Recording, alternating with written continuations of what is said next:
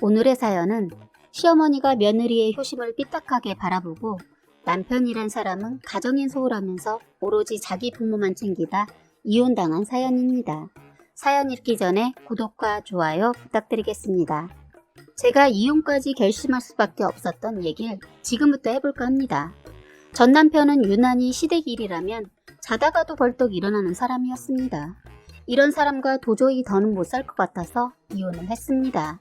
저랑 남편은 둘 다 맞벌이로 일을 하고 있었고 시부모님은 저희 집에서 조금 먼 곳에서 사시고 있었어요. 시누이 한 명 있는데 가까이 살지만 시누이도 사는 게 바쁘다 보니까 명절이나 얼굴 보고 지내는 정도였습니다. 저도 일을 하고 있다 보니까 결혼하고 나서는 시간적 여유가 없어서 친정에는 시댁보다 덜 신경 쓰고 살았습니다.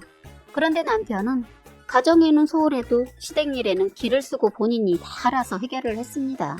처가에는 아예 관심도 없는 사람이었습니다. 서운했지만 시간이 지나면 달라질 거라 생각하고 살았어요. 시부모님과 시누이 남편 유별날 정도로 자기 식구들밖에 몰랐습니다.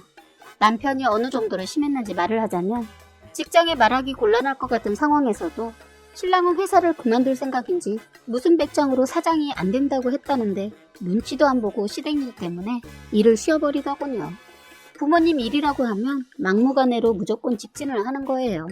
그래서 몇 번 회사를 옮기긴 했어요.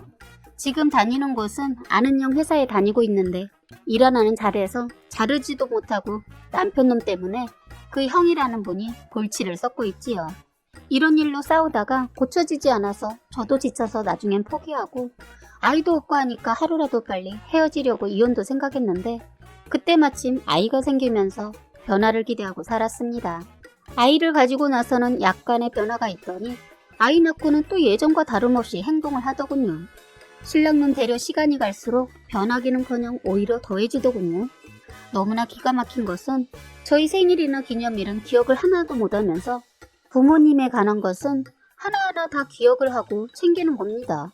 너무 서운해서 한 번은 이런 문제를 가지고 따지고 들었더니 말귀를 못 알아듣는지 오히려 자기가 신경 안 쓰게 하려면 저보고 다 알아서 하라는데 답답하더군요.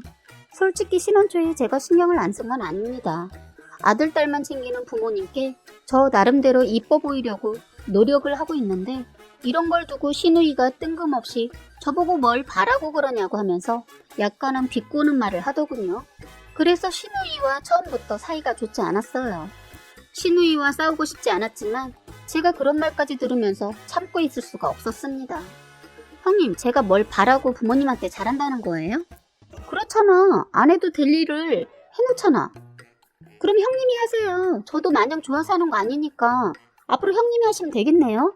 내가 한다고 했어? 그럼 말을 하지 마세요. 하지도 않을 거면서 왜 자꾸 거들먹거리냐고요. 이미 해놓은 거 가지고 이랬다 저랬다. 제발 평가 좀 하지 마시라고요. 저도 이 사람 부모님한테 효도하는 거 좋아 보이면서도 너무 올인하니까 서운하다가도 아직은 애가 없어서 홀가분하니까 아이 생길 때까진 이해하면서 제가 할 수 있는 내에서 노력하고 있다고요. 그리고 형님도 있는데 이 사람이 혼자서만 힘들게 알아서 하는 모습이 짠해서 그냥 아내로서 며느리로서 하는 거니까 배나라 감나라 하지 말라고요. 했더니 시누이 눈을 부릅뜨고 저한테 싸가지 없이 위아래 없이 얘기한다고 하더군요. 저도 어차피 들을 말 안 들을 말 다 들어서 지지 않고 달라들었습니다. 한순간에 저와 시누이는 몸싸움만 안 했을 뿐이지 심하게 다툼을 했어요. 남편 놈은 어느 편도 들지 않고 가만히 있더군요. 시댁에서 벌어진 싸움이었는데 부모님이 제주도 여행을 가셨다 오시는 날 기다리고 있다가 싸움이 난 겁니다. 시부모님이 도착하기 전 시누이는 성질난다면서 자기 집에 가버리고 저희는 아무 일 없다는 듯이 부모님을 기다렸습니다. 저도 솔직히 집에 가버리고 싶었지만 이런 일로 일 크게 만들고 싶지 않아서 참았습니다. 그 이후로 시누이는 고모부님 일로 멀리 이사를 가면서 다행인지 몰라도 재수없는 시누이를 더 안 보고 살 수 있었어요. 그런 일이 있고 난 후 저는 시누이한테 그런 말까지 들으면서 시부모님께 잘해드리고 싶지 않아서 그때 이후로 시부모님을 위해 신경 쓰고 있던 모든 것을 하지 않았어요. 어차피 알아달라고 한 것은 아니었지만 시부모한테 애쓰고 있는 저한테 그딴 말로 저를 깎아내리니까 잘하고 싶지 않더군요. 바쁠 때도 나름대로 애쓰고 있었는데 이런 시선으로 바라보고 있었다는 게 화가 났습니다. 시부모님들도 느꼈는지 제가 갑자기 변했다면서 남편한테 제 흉을 봤던가 봐요. 바보 같은 남편이 저한테 와서 자기 부모가 제 욕을 했던 것을 다 까발리더라고요. 시어머니가 저를 두고 그랬다네요. 제가 당신들한테 잘하는 것이 재산 바라고 그런 거 아니냐고. 그래서 남편이 저희 친정도 살 만큼 잘 사는 집이라고, 그리고 제가 그럴 사람 아니라고 하니까 그러면 왜 갑자기 며느리가 변해서 저러냐고 했다는 겁니다.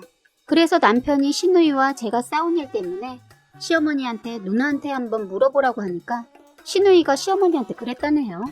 제가 뭘 바라고 잘하고 있을지 모르니 정신 바짝 차리라고. 그래서 남편이 왜 누나는 쓸데없는 말을 하냐고 했더니 시어머니가 당신 딸 말이 맞을 수도 있다고 하면서 한다는 말이 요즘 세상에 어떤 며느리가 이렇게 잘하냐고 했다는 겁니다. 그때 일을 전혀 모르는 시어머니는 제가 변한 거 보면 뭔가 또 있는 것 같은데 그게 뭔지 모르겠다면서 남편한테 제가 딴 생각을 가지고 있는지 확인해 보라고 했다는 겁니다.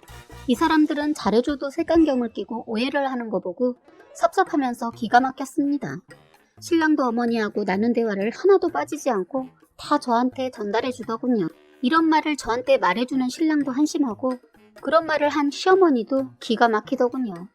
시누이의 시어머니까지 이런 생각을 가지고 있다는 것을 알게 되니 이런 사람들은 진짜 더 이상 잘해줄 필요가 없다고 생각하고 그나마 하던 전화도 하지 않고 지냈습니다.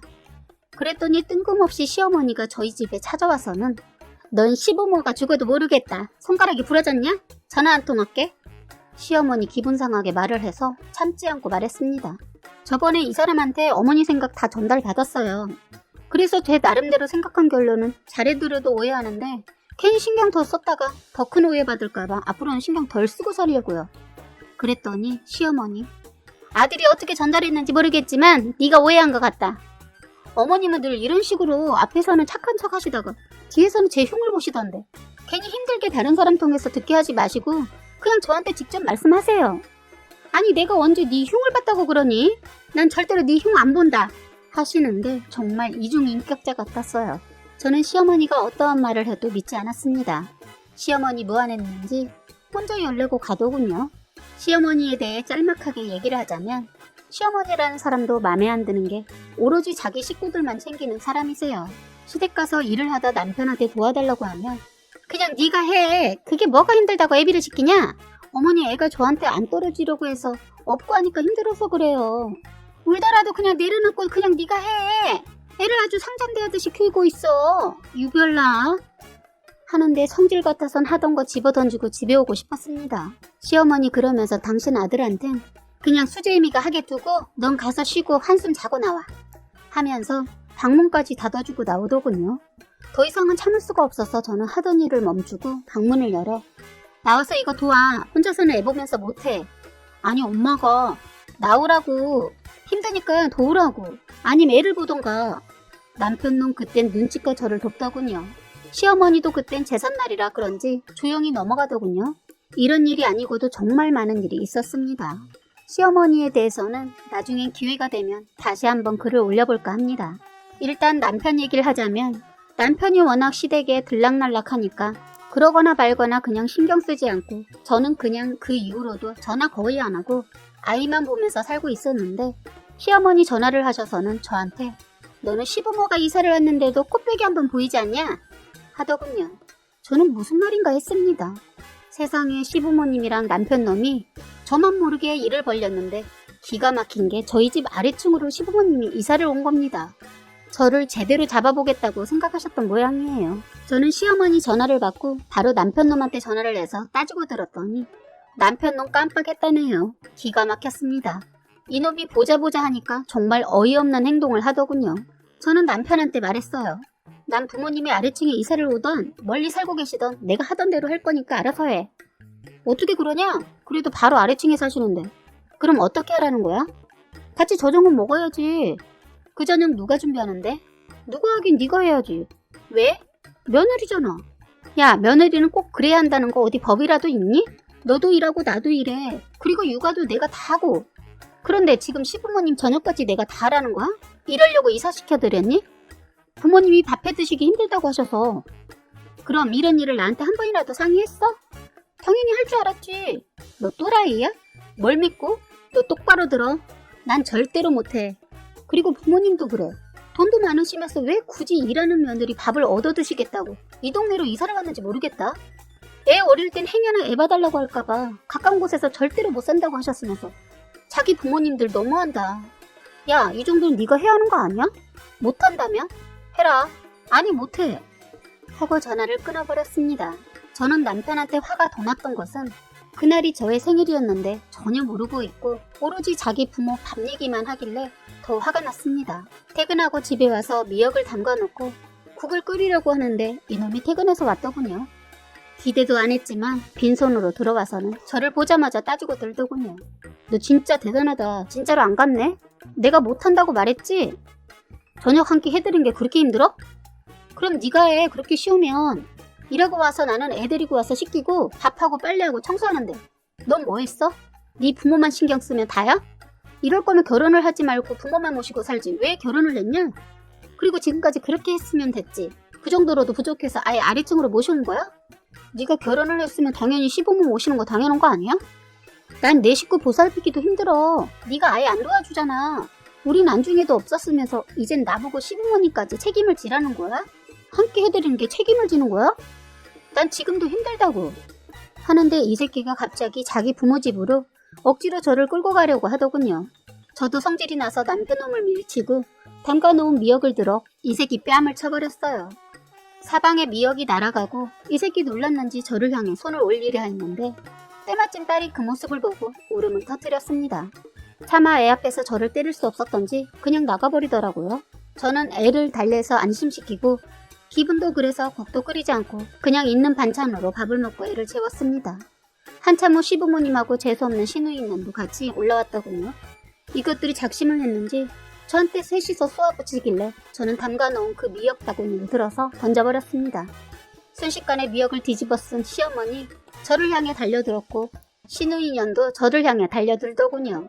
저 이러다 죽겠다 싶어서 저는 바로 칼을 들었습니다. 다들 제가 칼을 드니까 더 이상 셋 다 달려들지 못했는데 남편놈이 저를 향해 손을 뻗길래 정말 죽여버리고 싶은 마음에 칼을 휘둘렀습니다. 그 휘두른 칼에 남편 손이 스쳐서 상처가 나자 무서웠는지 더 이상 저를 향해 어떠한 행동도 취하지 않고 욕을 하면서 일단 다들 도망가듯 나가더군요. 저는 그것들이 나가자 얼른 문을 걸어 잠가버리고 우선 제일 먼저 친정에 전화해서 친정 부모님, 오빠, 남동생, 언니 다 불렀습니다. 한참 후 저희 친정 식구들이 왔고 그걸 모르고 있는 남편이 번호를 누르고 문을 열더군요. 안전고리가 걸려 있어서 못 들어오고 남편놈 너 문 열어라 하더군요. 왜? 또 할 말 있냐? 했더니 옆에 있던 시어머니 저것이 탈을 쓴 악마였어. 사람을 죽이려고 하네. 문 안 열어? 하더군요. 무슨 작정을 하고 온 것 같아서 저는 아무렇지 않게 문을 열었고 시어머니 제가 문을 열자마자 저를 향해 손을 뻗었는데 바로 옆에 있던 오빠가 시어머니 팔목을 잡아챘어요. 그날 오빠랑 동생이 남편 새끼 보자마자 뺨 때리고 발로 걷어차고 안 죽을 만큼 패주고 트집 잡고 없는 말 만드는 시누이녀는 저희 언니한테 머리채 잡히고 며느리를 몸종 취급한 시어머니는 저희 아빠가 뺨을 갈겼어요.